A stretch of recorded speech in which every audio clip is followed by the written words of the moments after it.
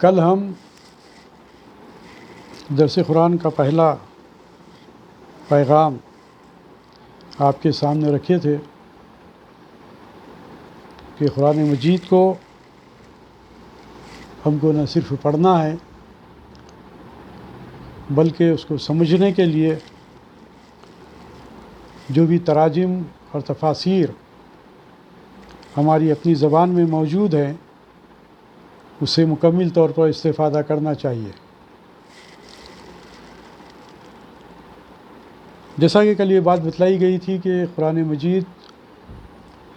جہاں پر ھدی للمتقین ہے وہیں پر ھدی للناس ہے، تمام لوگوں کے لیے یہ ہدایت نامہ ہے، بالخصوص مسلمانوں کے لیے یہ دستور اور قانون ہے۔ قرآن مجید کے تعلق سے آپ ہم سبھی اس بات سے بخوبی واقف ہیں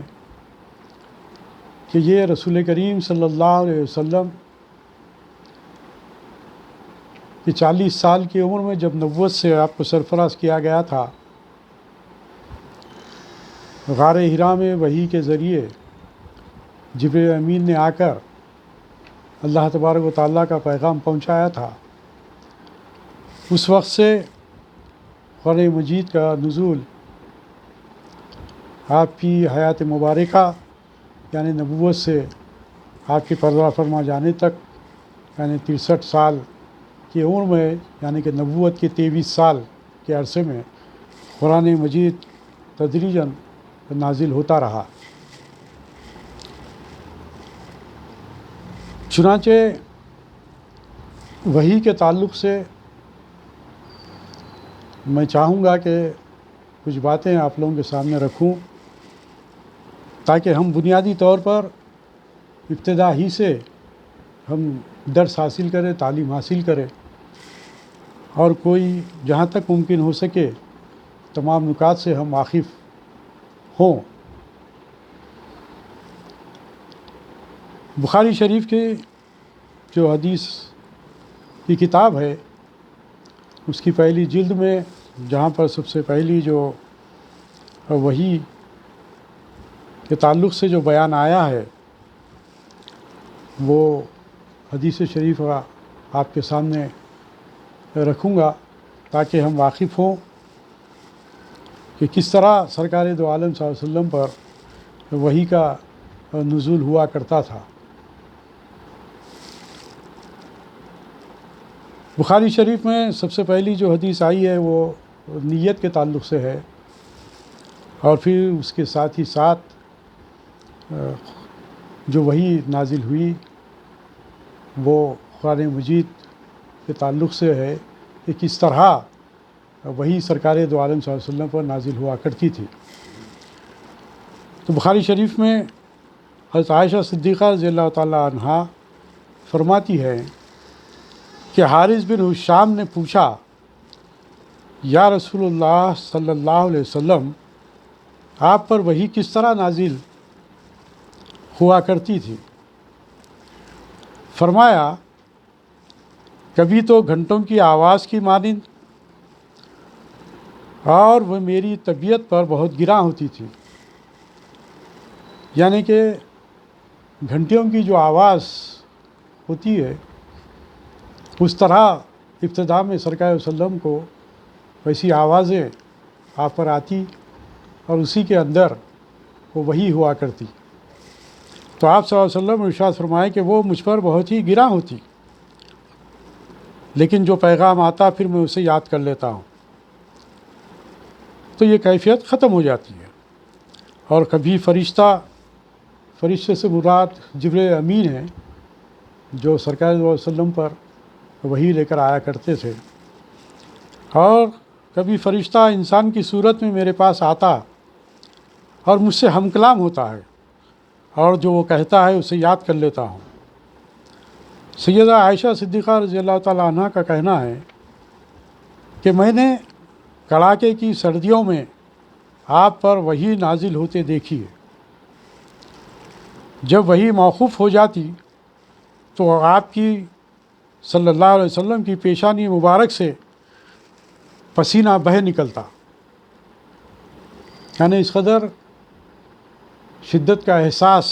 سرکار دو عالم صلی اللہ علیہ وسلم پر ہوا کرتا تھا کہ سردی کے دنوں میں بھی جب وہی نازل ہوتی تو آپ کے جسم سے پسینہ چھوٹنے لگتا۔ سیدہ عائشہ صدیقہ رضی اللہ تعالیٰ عنہ فرماتی ہیں رسول اللہ صلی اللہ علیہ وسلم پر پہل جو وحی اترنی شروع ہوئی وہ اچھے خواب ہوتے تھے، یعنی کہ خواب کی شکل میں وحی کا نزول ہوا کرتا تھا۔ وہ اس طرح کہ جب کبھی خواب دیکھتے وہ صبح کی روشنی کی طرح ظاہر ہو جاتا۔ پھر آپ صلی اللہ علیہ وسلم کو جب اس بات کا احساس ہونے لگا تو آپ خلوت پسندی کو پسند کیا۔ تو روایت بخاری شریف میں اس طرح بیان کی جاتی ہے کہ پھر آپ خلوت پسند بنتے گئے اور غار حرا میں قیام کرنے لگے۔ وہاں کئی راتیں عبادت میں بسر کرتے تاکہ گھر آنے کا خیال آتا، کھانے پینے کے لیے سامان لے جاتے۔ پھر جب وہ ختم ہوتا تو ام المومنین حضرت خدیجہ الکبریٰ رضی اللہ تعالیٰ عنہ کے پاس آتے اور توشہ لے جاتے، حتیٰ کہ اسی غار حرا میں قیام کے دوران آپ پر وحی کا نزول ہوا۔ فرشتہ آیا، فرشتہ یعنی جبریل امین،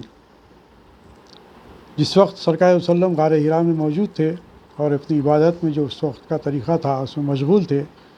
رب تعالیٰ کی یاد میں، تو فرشتہ آیا اور اس نے کہا پڑھیے، اس نے کہا پڑھیے۔ آپ صلی اللہ علیہ وسلم فرماتے ہیں میں نے کہا میں پڑھا ہوا نہیں ہوں، میں پڑھا ہوا نہیں ہوں۔ پھر حضرت جبریل امین نے مجھے یعنی سرکار صلی اللہ علیہ وسلم نے ارشاد فرمایا کہ مجھے اس زور سے بھینچا کہ میری طاقت جواب دے گئی، پھر مجھے چھوڑا اور کہا پڑھیے۔ میں نے کہا میں پڑھا ہوا نہیں ہوں۔ پھر دوسری بار مجھے پکڑا، اسی طرح تیسری بار زور سے دبایا یہاں تک کہ میری طاقت جواب دینے لگی، پھر مجھے چھوڑ دیا اور کہا پڑھیے۔ میں نے کہا میں پڑھا ہوا نہیں ہوں، لیکن جب تیسری بار جبریل امین نے سرکار دو عالم صلی اللہ علیہ وسلم کو بھینچا اور دبوچا اور پھر چھوڑ دیا تو آپ صلی اللہ علیہ وسلم نے کہا حضرت جبریل امین نے کہ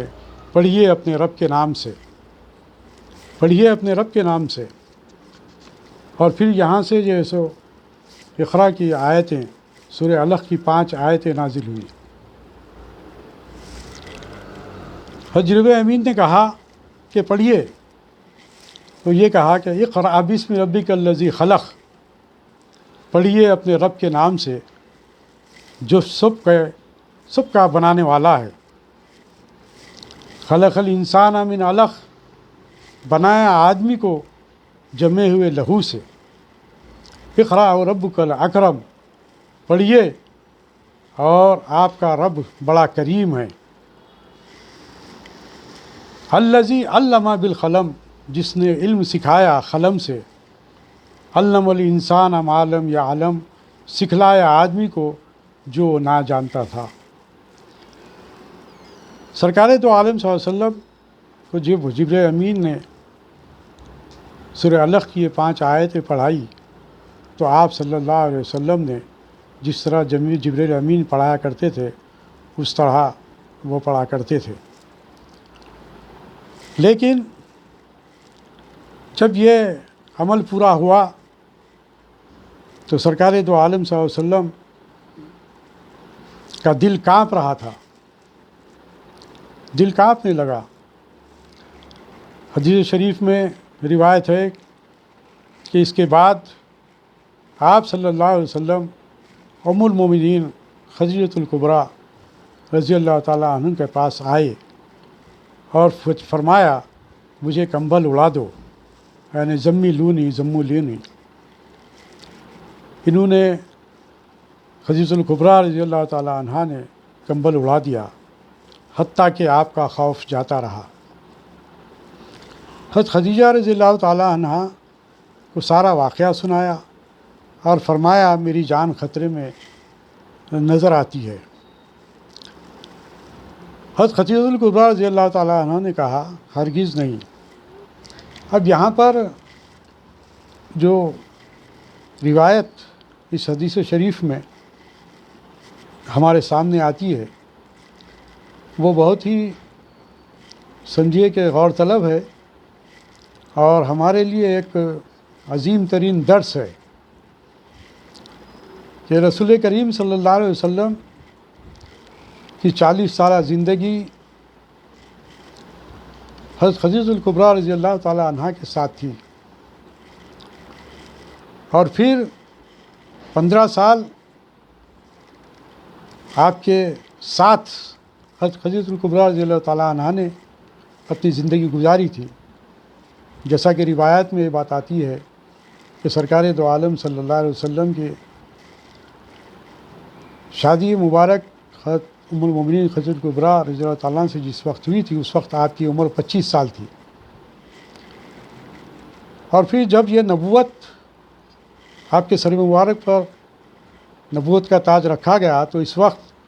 سرکار دو عالم صلی اللہ علیہ وسلم کی عمر شریف 40 سال تھی۔ تو اس سے یہ بات ہمارے سامنے واضح ہو جاتی ہے کہ 15 سال آپ نے زوجگی کی زندگی سرکار دو عالم صلی اللہ علیہ وسلم سے گزاری تھی ساتھ میں۔ تو ان حالات میں سرکار علیہ وسلم کی ساری زندگی کو آپ نے پڑھا تھا اور آپ واقف تھی۔ تو جب سرکار دو عالم صلی اللہ علیہ وسلم نے کہا کہ مجھے ایسا ڈر لگتا ہے تو خدیجہ الکبریٰ رضی اللہ تعالیٰ عنہا نے کیا کہا، یہ ہمارے لیے بہت بڑا درس ہے جو سرکار دو علیہ وسلم کو آپ نے تسلی دی۔ ہم سبھی کو اس بات پر غور کرنا چاہیے کہ سب سے زیادہ انسان کی زندگی میں جو شریک ہوتے ہیں، سب سے زیادہ جو ساتھ ہوتے ہیں، وہ بیوی کا شوہر کے ساتھ اور شوہر کا بیوی کے ساتھ، اور شوہر بیوی کو اچھی طریقے سے سمجھ سکتی ہے اور شوہر بیوی کو اچھی طریقے سے سمجھ سکتا ہے۔ تو یہاں پر دیکھیے آپ کہ حضرت خدیجہ الکبریٰ رضی اللہ تعالیٰ عنہ جس طرح سرکار دو عالم صلی اللہ علیہ وسلم کو تسلی دی وہ ہمارے لیے ایک درس ہے کہ آپ نے فرمایا، حضرت خدیجہ الکبریٰ سرکار دو عالم صلی اللہ علیہ وسلم کو اس طرح فرماتی ہیں کہ خدا کی قسم اللہ آپ کو کبھی رسوا نہیں کرے گا، آپ تو صلہ رحمی کرنے والے ہیں۔ اب یہاں پر دیکھیے کہ سرکار دو عالم صلی اللہ علیہ وسلم کی وہ تمام صفات حمیدہ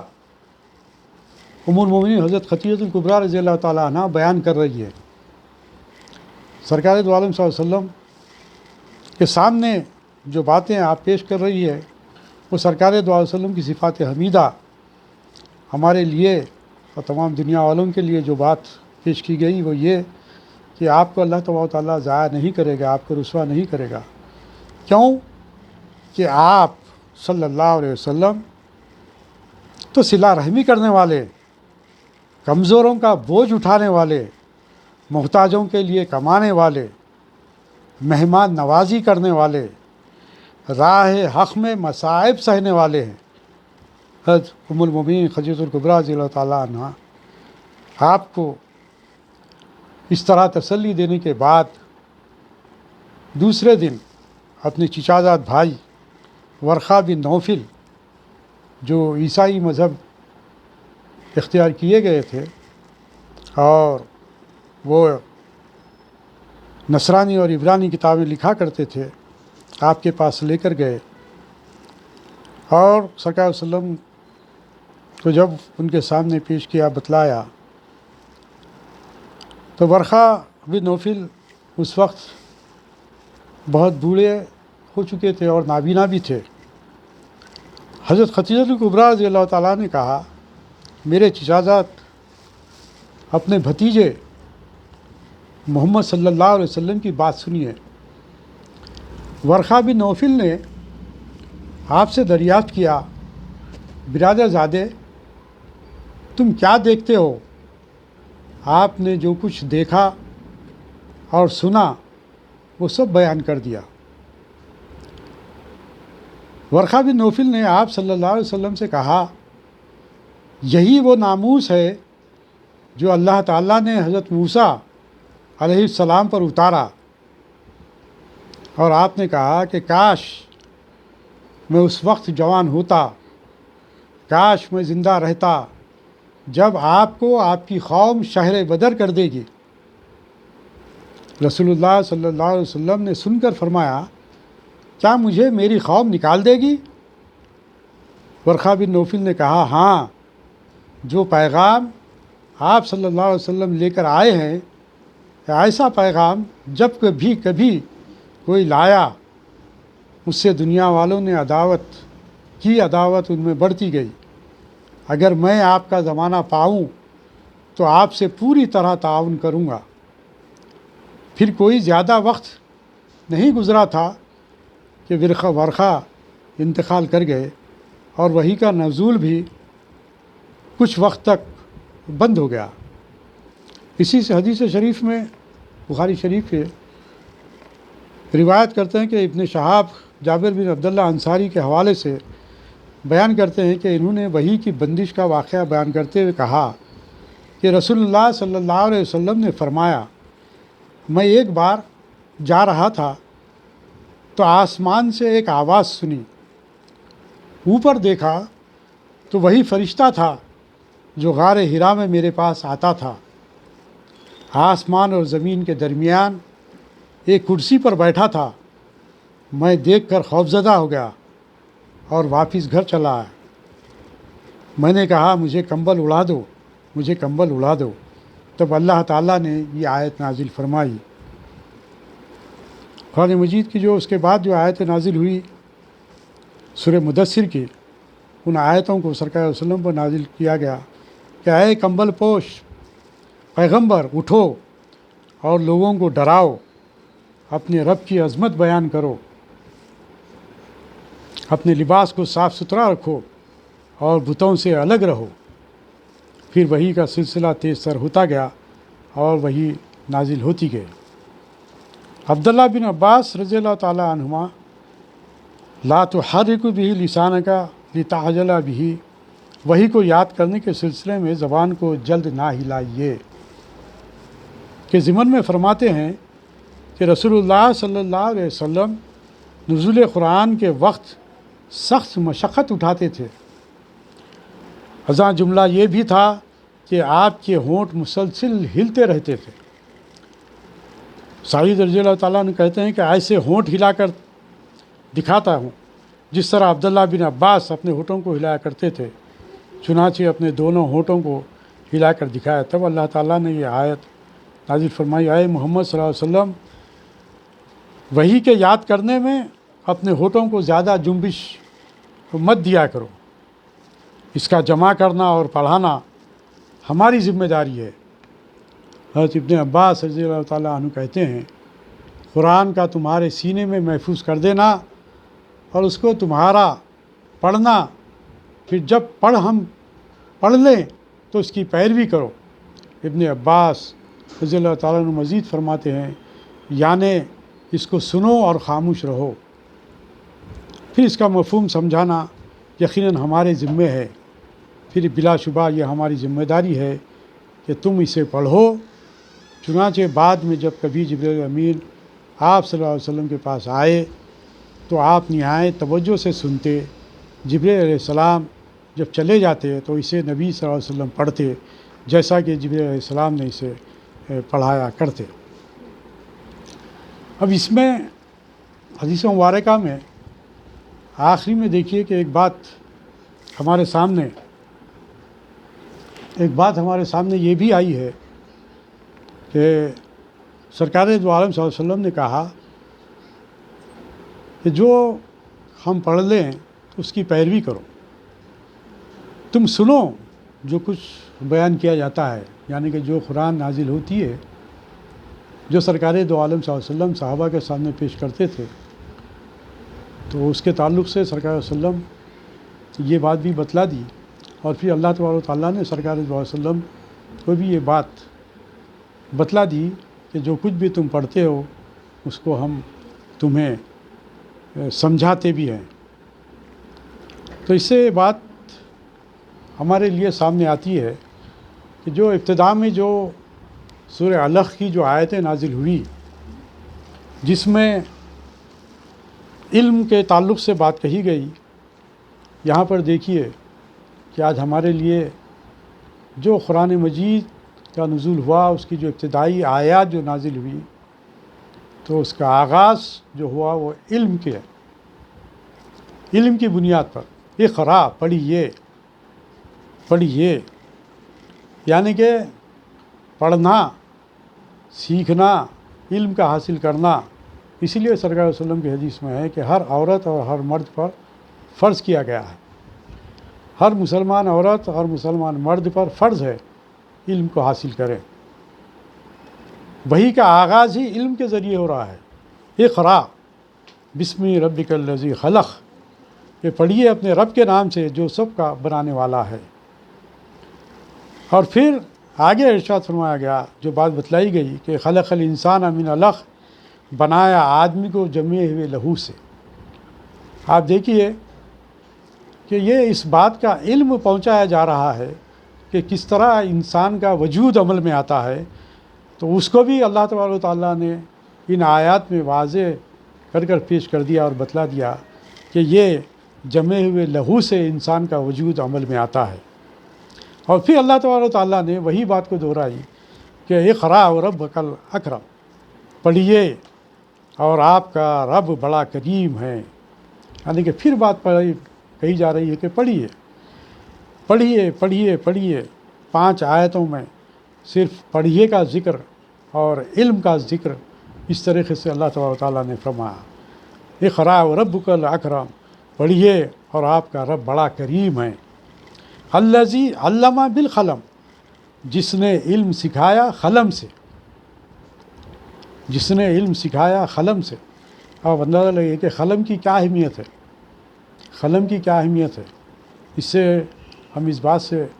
اندازہ لگا سکتے ہیں کہ علم کے حاصل کرنے کے لیے پڑھنا اور قلم کا استعمال دونوں چیزیں لازم ہیں۔ علم الانسان ما لم یعلم، سکھلایا آدمی کو جو وہ نہ جانتا تھا، جو وہ نہ جانتا تھا۔ اللہ تبارک و تعالیٰ نے ہمیں علم عطا کیا۔ دنیا آفرینش سے لے کر حضرت آدم علیہ السلام سے لے کر سرکار دو عالم صلی اللہ علیہ وسلم تک کم و بیش 1,24,000 روایت میں بات آتی ہے کہ اللہ تبارک و تعالیٰ نے دنیا میں انبیاء کرام کو مبعوث فرمایا۔ اللہ تبارک و تعالیٰ نے دنیا میں انسانوں کو بھیج کر ایسے ہی نہیں چھوڑ دیا، بلکہ اللہ تبارک و تعالیٰ نے انہیں علم سے سرفراز فرمایا اور انہیں زندگی گزارنے کے راستے بتلایا۔ جب کبھی انسانیت گمراہیوں میں گھری ہوئی ہوتی، اللہ رب العزت کی عبادت سے ہٹ کر مشرکانہ عمل ہوا کرتے، تو اللہ تبارک و تعالیٰ نے اس زمین پر اور اس قوم میں اپنے پیغمبروں کو بھیجا کرا۔ اللہ تبارک و تعالیٰ نے سرکار دو عالم صلی اللہ علیہ وسلم پر، جیسا کہ میں نے آپ کے سامنے بات رکھی کہ قرآن مجید کو نازل فرمایا آپ پر، اور پھر وحی کا نزول جو ہوا، اس سے ہم سبھی اس بات سے واقف ہیں کہ ہر مسلمان یہ جانتا ہے کہ اللہ تعالیٰ نے انسان کو اس دنیا میں آزمائش کے لیے بھیجا ہے۔ جیسا قرآن مجید میں اللہ تعالیٰ نے ارشاد فرمایا ہے، الذی خلق الموت والحیات لیبلوکم ایکم احسن عملا، کہ وہی ہے جس نے انسان کو الذی خلق الموت والحیات، موت اور حیات بنائی اس لیے، خلق الموت، الذی خلق الموت والحیات لیبلوکم، یعنی کہ ہم تمہاری آزمائش کرتے ہیں، تمہیں آزمائیں، لیبلوکم ایکم احسن عملا، کہ تم میں کون ہے جو بہتر عمل کرنے والے ہیں۔ اللہ تبارک و تعالیٰ نے اس لیے ہم کو دنیا میں بھیجا اور یہ علم سکھایا، اور علم کے ذریعے ہمارے سامنے تمام باتیں رکھی۔ ہر مسلمان جانتا ہے کہ اللہ تعالیٰ نے انسان کو اس دنیا میں آزمائش کے لیے بھیجا ہے اور اس کے ذمے کچھ فرائض عائد کر کے پوری کائنات کو اس کی خدمت میں لگا دیا۔ لہٰذا دنیا میں آنے کے بعد انسان کے لیے وہ کام ناگزیر ہیں، ایک یہ کہ وہ اس کائنات سے اور اس میں پیدا کی ہوئی اشیاء سے ٹھیک ٹھیک کام لے۔ یعنی اللہ تبارک و تعالیٰ نے کائنات میں جتنی بھی چیزیں پیش کی ہے وہ ہمارے لیے بنائی ہے، ہم اس کا استعمال کریں، اس کا صحیح استعمال کریں۔ اس کے لیے اللہ تبارک و تعالیٰ نے ساری کائنات کو وجود بخشا، کس کے لیے؟ ہمارے لیے۔ اور دوسرے یہ کہ اس کائنات کو استعمال کرتے ہوئے اللہ تعالیٰ کے احکام کو مد نظر رکھے اور کوئی ایسی حرکت نہ کرے جو اللہ تبارک و تعالیٰ کی مرضی کے خلاف ہو۔ جیسا کہ میں نے کل بھی یہی بات کہی تھی کہ اللہ تبارک و تعالیٰ سے ڈرنے کا مطلب جو قرآن مجید میں کئی جگہ پر یہ بات کہی گئی کہ اتقوا اللہ، کہ اللہ سے ڈرو، تو میں نے کل بھی یہی بات اپنے درس میں کہی تھی کہ اتقوا اللہ سے مراد، اللہ سے ڈرنے سے مراد یہ ہے کہ وہ اعمال نہ کریں جس سے اللہ تبارک و تعالیٰ ہم سے خفا ہوتا ہو، ہم سے ناراض ہوتا ہو، ان اعمال سے ہم بچیں اور ان اعمال کو کرنے کی کوشش کریں، ان اعمال پر عمل کرنے کے لیے جہاں تک ہو سکے حد المقدور اپنی زندگیوں کو لگائیں، جس سے کہ ہم اللہ تبارک و تعالیٰ کی رضا اور اس کی خوشنودی حاصل کر سکتے ہیں۔ ان دونوں کاموں کے لیے انسان کو علم کی ضرورت ہے، کیا صحیح ہے، کیا غلط ہے، کیا جائز ہے، کیا ناجائز ہے۔ ان تمام کو چیزوں سے واقف ہونے کے لیے ضروری ہے کہ وہ ہم اس بات سے واقف ہوں کہ کیا صحیح ہے اور کیا غلط ہے۔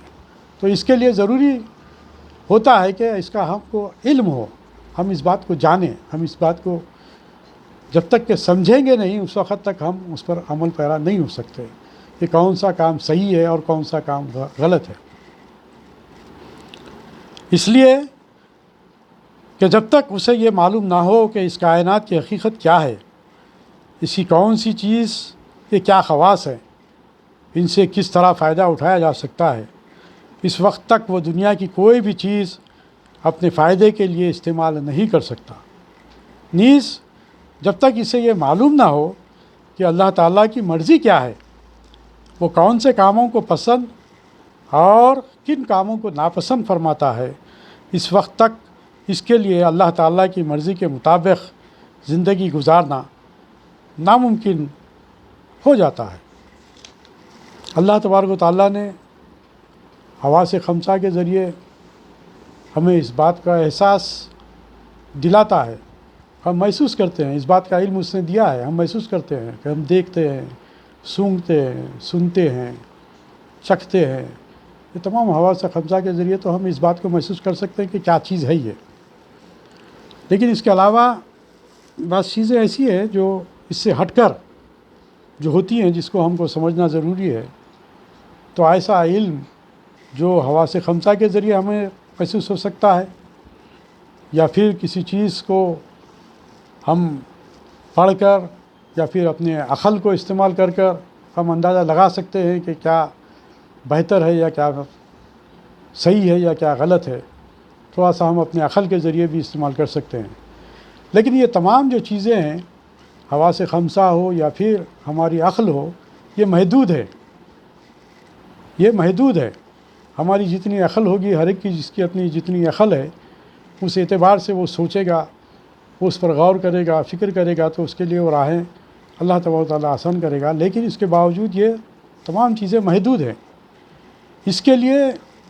جو سب سے اہم ترین چیز جو ہے وہ ہے علم وحی، یعنی کہ اللہ تبارک و تعالیٰ نے وحی کے ذریعے جو علم دیا، اس میں وہ چیزیں ہیں جو انسان کی عقل سے ماوراء بھی ہے۔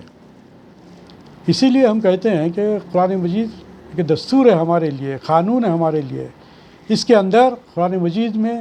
وہ تمام چیزیں پوشیدہ ہیں، وہ تمام چیزوں کو اللہ تبارک و تعالیٰ نے رکھ دیا، جس کے ذریعے ہم علم کو حاصل کر سکتے ہیں، اور پھر اس کے ذریعے ہم وہ تمام چیزیں بھی ہم جان سکتے ہیں جس کو اللہ تبارک و تعالیٰ ہم تک پہنچانا چاہتا ہے، لیکن ہم وہاں تک پہنچنے سے قاصر ہیں۔ لیکن اس علم کو حاصل کرنے کے لیے ہمارے لیے لازم بنتا ہے کہ ہم کوشش کریں، جہد مسلسل کریں، پڑھیں، علم کو حاصل کرنے کے لیے کتابوں کا مطالعہ کریں، وسیع ترین کتابوں کا مطالعہ کریں۔ آپ جس قدر آپ مطالعہ کریں گے آپ کا قلب و ذہن اس قدر کھلے گا۔ تو قرآن کی تعلیم کے ذریعے ہماری نہ صرف دنیا اچھی ہوتی ہے بلکہ ہماری آخرت بھی اچھی بنتی ہے۔ اسی لیے اللہ تبارک و تعالیٰ نے بنی نوع انسان کی ہدایت کے لیے اپنے پیغمبروں کے ذریعے، اپنی کتابوں کے ذریعے اللہ تبارک و تعالیٰ نے انسانوں کی رہنمائی کی ہے۔ جب تک ہم اس رہنمائی میں اپنی زندگی گزارنے کے لیے ہم اپنے آپ کو تیار نہیں کریں گے، یہ سمجھیے کہ کہیں نہ کہیں ہم سے چوک ہوگی اور کہیں نہ کہیں ہم جو ہے سو ٹھوکر کھائیں گے۔ اللہ تبارک و تعالیٰ نے وحی کے ذریعے جو وہ انسانوں کی بہتری کے لیے اور پھر اس کی دنیا اور آخرت کی بہتری کے لیے اور پھر اپنی بندگی کے لیے جو جو چیزیں اس نے مناسب سمجھی، جو جو چیزیں ضروری سمجھی، ان تمام باتوں کو اللہ تبارک و تعالیٰ نے قرآن مجید میں کھول کھول کر بیان کر دیا۔ قرآن مجید کے نزول کے تعلق سے میں یہ بات کہنا چاہوں گا، یہ میں ابتدا میں چاہ رہا ہوں کہ جنرلی بھی آپ لوگوں کے سامنے کچھ باتیں آئیں تاکہ آپ کا ذہن اس بات کے لیے تیار رہے، اور الحمدللہ ثم الحمدللہ کہ ہم قرآن مجید پر ہمارا ایمان ہے، قرآن مجید کے ایک ایک حرف پر ہمارا ایمان ہے، قرآن مجید کے ایک ایک زیر و زبر پر ہمارا ایمان ہے، الحمدللہ ثم الحمدللہ۔ قرآن مجید پر ہمارا ایسا ایمان ہے کہ جس کے تعلق سے ہم ذری سی بھی لغزش گوارا نہیں کر سکتے، ذری سی بھی اس میں خامی اگر کوئی اس بات کا اظہار کرے، کوئی اس کو جو سو نقصان پہنچانے کی کوشش کرے تو ہم اپنی جانیں دے دیں گے، لیکن اس کے اندر کسی قسم کی تحریف کو ہم برداشت نہیں کریں گے۔ قرآن مجید کا جو نزول ہوا، قرآن مجید کے نزول سے قبل بھی اللہ تبارک و تعالیٰ نے جو قرآن مجید کے علاوہ تورات، زبور، انجیل، وہ کتابوں کا نزول اللہ تبارک و تعالیٰ نے نازل کیا، وہ بھی آپ کے سامنے یہ بات تھوڑا سا اس کے لیے میں یہ بات کہہ رہا ہوں کہ جتنے بھی کتابیں اللہ تبارک و تعالیٰ نے نازل کی ہیں یہ تمام کتابیں ماہ رمضان ہی میں نازل ہوئی۔ جیسا کہ ہم قرآن کے تعلق سے ہم پڑھتے ہیں انا انزلناہ فی لیلۃ مبارکہ، اور پھر انا انزلناہ فی لیلۃ القدر۔ لیلۃ القدر سے مراد کیا ہے؟ لیلۃ القدر ماہ رمضان ہی میں آتی ہے، اسی لیے سرکار دو عالم صلی اللہ علیہ وسلم نے ارشاد فرمایا تھا کہ قرآن مجید کا جو نزول ہوا اور پھر لیلۃ القدر میں اس کو تلاش کرو، یعنی کہ لیلۃ القدر ماہ رمضان میں آتی ہے۔ اور قرآن مجید کے تعلق سے، اس کے نزول کے تعلق سے جو بات کہی گئی انا انزلناہ فی لیلۃ القدر، کہ قرآن مجید کا نازل جو ہونا ہے وہ ماہ رمضان ہی کے لیلۃ القدر میں نازل ہوئی۔ اس کے لیے مختلف روایات ہیں، الگ الگ تاریخیں ہیں۔ میں آپ کے سامنے یہ بات بھی رکھنا چاہوں گا کہ جتنی بھی کتابیں نازل ہوئی ہیں، چاہے وہ تورات ہو، زبور ہو، انجیل ہو، یہ تمام کتابیں بھی قرآن مجید ہی کی طرح ماہ رمضان ہی میں نازل ہوئی ہیں۔ روایات میں یہ بات آتی ہے کہ تورات حضرت موسیٰ علیہ السلام پر رمضان کی 6 تاریخ کو نازل ہوئی۔ بعض علماء نے لکھا ہے کہ حضرت موسیٰ علیہ السلام پر تورات کے اتارے جانے سے پہلے 20 صحیفے اور ایک قول کے مطابق 10 صحیفے بھی اتارے گئے تھے۔ صحیفے یعنی کہ چھوٹی چھوٹی کتابیں رہنمائی کے لیے اللہ تبارک و تعالیٰ کی جانب سے نازل ہوا کرتی تھی۔ اسی طرح زبور حضرت داؤد علیہ السلام پر نازل ہوئی، اس کے مختلف اقوال کے مطابق رمضان کی 6 تاریخ، 12ویں تاریخ، 13ویں تاریخ اور 18ویں تاریخ کو نازل ہوئی۔ انجیل حضرت عیسیٰ علیہ السلام پر نازل ہوئی، یہ بھی ماہ رمضان کی 12ویں تاریخ کو نازل ہوئی۔ ایک قول یہ بھی ہے کہ 18ویں تاریخ کو نازل ہوئی۔ اسی طرح قرآن مجید کا نزول سرکار دو عالم صلی اللہ علیہ وسلم پر اکثر مفسرین کا اس پر اتفاق ہے کہ قرآن مجید 24ویں رمضان کو اتارا گیا، اور کسی کا خیال یہ ہے کہ 27ویں رمضان کو نازل کیا گیا۔ بہرحال ایک بات مشترکہ ہمارے سامنے آتی ہے، وہ یہ کہ جتنی بھی کتابیں نازل ہوئی ہیں وہ تمام کتابیں ماہ رمضان ہی میں نازل ہوئی ہیں۔ اس طرح قرآن مجید کے علاوہ جو کتابیں اور صحیفے نازل ہوئے وہ تقریباً آپ کے نالج کے لیے میں بتلا رہا ہوں کہ 104 کتابیں نازل ہوئی ہیں۔ 104 کتابیں اور صحیفے نازل ہوئی ہیں، اور یہ صحیفے حضرت آدم علیہ السلام پر بھی نازل ہوئے، حضرت شیس علیہ السلام پر 50 یا 60 صحیفے نازل کیے گئے، حضرت ابراہیم علیہ السلام پر 20 صحیفے نازل کیے گئے، ایک قول کے مطابق 30 صحیفے نازل کیے گئے، اور حضرت ادریس علیہ السلام پر 30 صحیفے نازل کیے گئے تھے۔ ان تمام کتابوں کا، یعنی کہ جتنی بھی کتابیں اللہ تبارک و تعالیٰ کی جانب سے نازل ہوئی ہیں اس دنیا میں، دنیا کے لوگوں کی ہدایت کے لیے، یہ تمام کتابوں پر ہمارے ایمان لانا ہر مسلمان کے لیے لازم ہے۔ لیکن ایمان سے مراد ایمان اس طرح لانا کہ جو کتابیں اور صحیفے نازل کیے گئے وہ حق تھے، لیکن آج زبور ہو یا انجیل ہو، یہ کتابیں آج